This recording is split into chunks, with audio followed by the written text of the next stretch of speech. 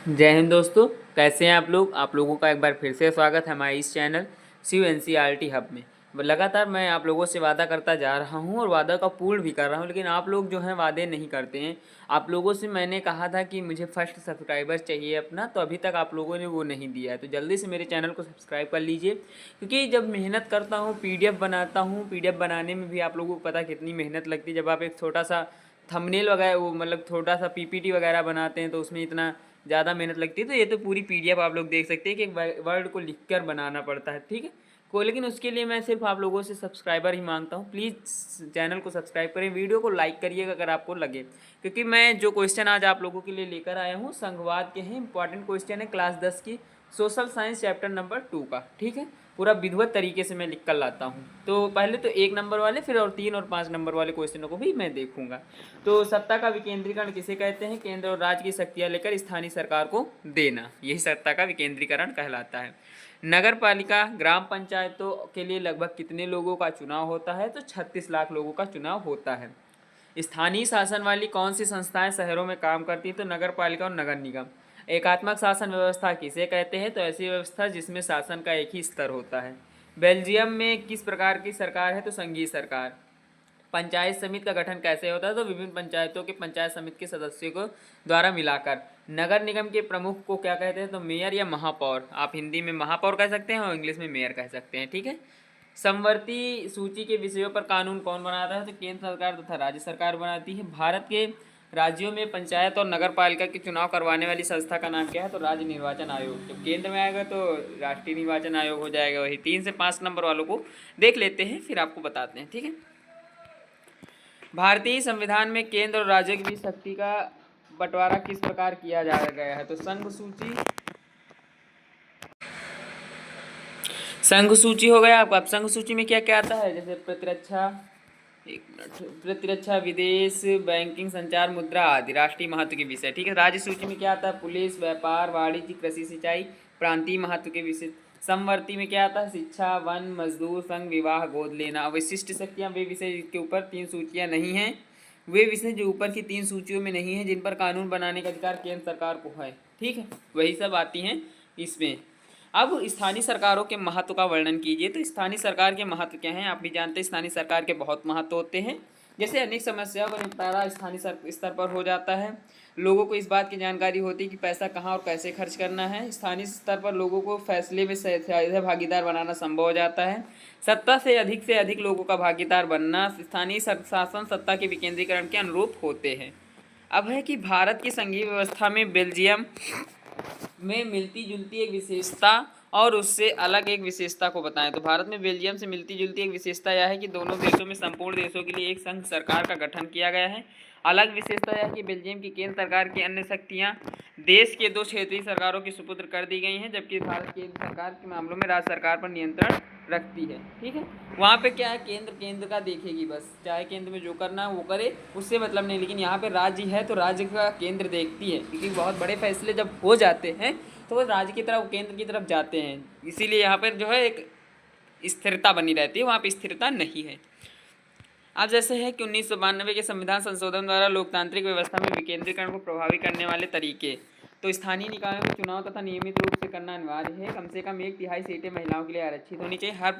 हर राज्य में पंचायत और नगर पालिका चुनाव कराने के लिए राज्य चुनाव आयोग नामक स्वतंत्र संस्था का गठन किया गया है। राज्य सरकारों और अपने राज्य के अधिकारों का कुछ हिस्सा स्थानीय निकायों को देना पड़ा, ठीक है। संघवाद या संघीय शासन व्यवस्था क्या है, इसकी विशेषताएं लिखी हैं, तो मैं आप लोगों को बताऊंगा सब कुछ, काहे चिंता करते हैं। संघीय व्यवस्था में सत्ता केंद्रीय सरकार और सरकारों में बटी होती है। संघीय व्यवस्था में 2 या 2 से अधिक स्तर की सरकारें होती हैं। केंद्र सरकार राष्ट्रीय महत्व के विषय पर कानून बनाती है और राज्य सरकारें राज्य से संबंधित विषयों पर। दोनों स्तर की सरकारें अपने अपने स्तर पर स्वतंत्र होकर अपना अपना काम करती हैं। केंद्र तथा राज्य सरकार के अधिकार क्षेत्र संविधान में स्पष्ट रूप से वर्णित है। भारत की भाषा नीति क्या है? तो अगर मैं बात करूं आप लोगों से भारत की भाषा नीति, तो भारत में किसी एक भाषा को राष्ट्रभाषा का दर्जा न देकर हिंदी और अन्य 21 भाषाओं को अनुसूचित भाषा का दर्जा दिया गया। अंग्रेजी को राजकीय भाषा के रूप में मान्यता दे दी गई है।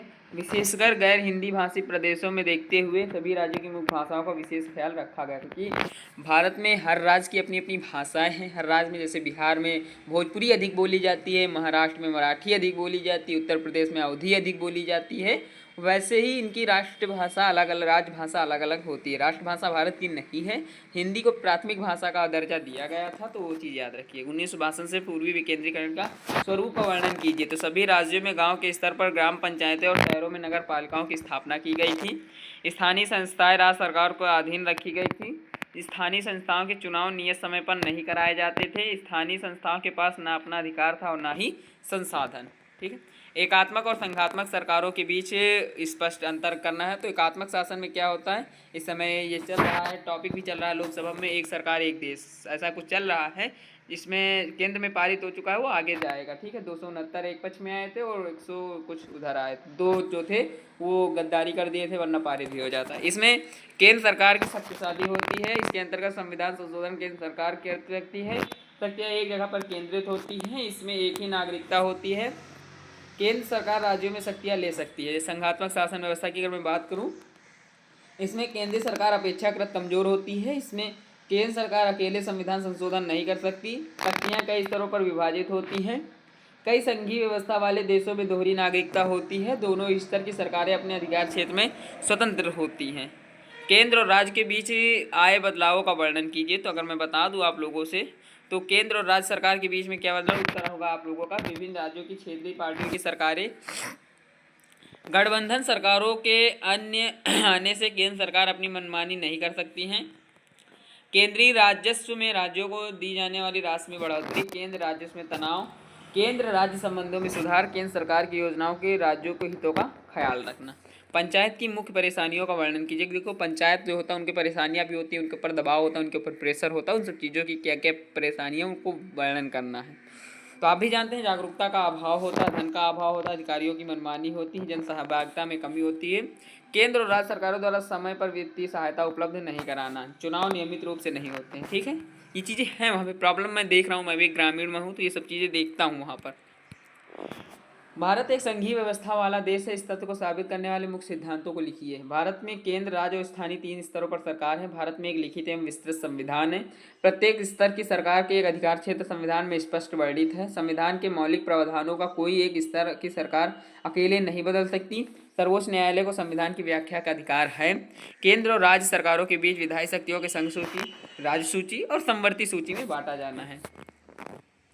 वित्तीय स्वायत्ता के लिए केंद्र और राज्य सरकारों के लिए अलग अलग जो है यहाँ पर स्रोत हैं।